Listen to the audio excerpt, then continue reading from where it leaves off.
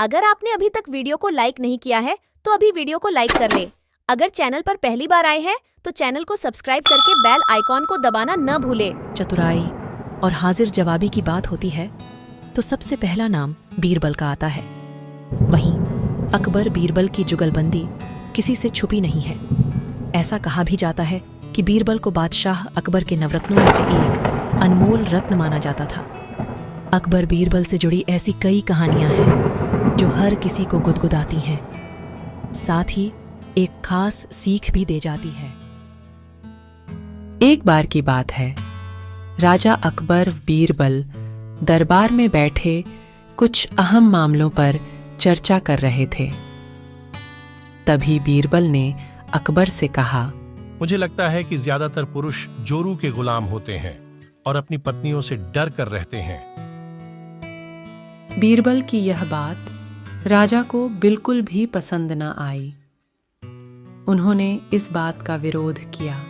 इस पर बीरबल भी अपनी बात मनवाने पर अड़ गए।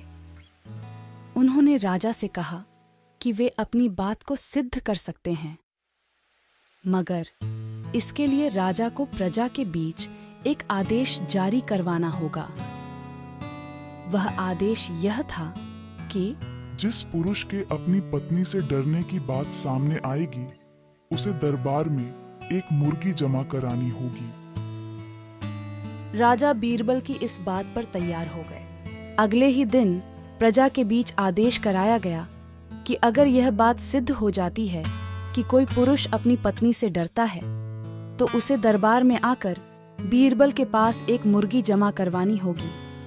फिर क्या था, देखते ही देखते बीरबल के पास ढेरों मुर्गियां इकट्ठा हो गईं और सैकड़ों मुर्गियां महल के बगीचे में घूमने लगीं। अब बीरबल राजा के पास पहुंचे और बोले, महाराज, महल में इतनी मुर्गियां इकट्ठी हो गई है कि आप एक मुर्गी खाना खो सकते हैं, इसलिए अब आप इस आदेश को वापस ले सकते हैं।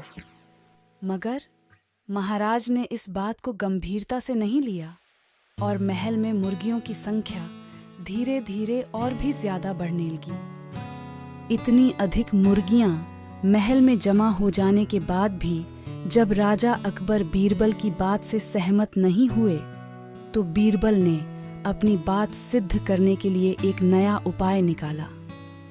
एक दिन बीरबल राजा के पास गए और बोले, महाराज, मैंने सुना है कि पड़ोस के राज्य में एक बहुत ही खूबसूरत राजकुमारी रहती है।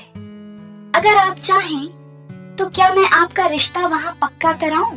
यह सुनते ही राजा चौंक उठे और बोले, बीरबल, तुम ये कैसी बातें कर रहे हो? महल में पहले से ही 2 महारानियां मौजूद हैं। अगर उन्हें इस बात की भनक भी लगी तो मेरी खैर नहीं होगी। यह सुनकर बीरबल ने तपाक से जवाब दिया, चलिए महाराज, फिर तो आप भी मेरे पास 2 मुर्गियां जमा करा ही दीजिए।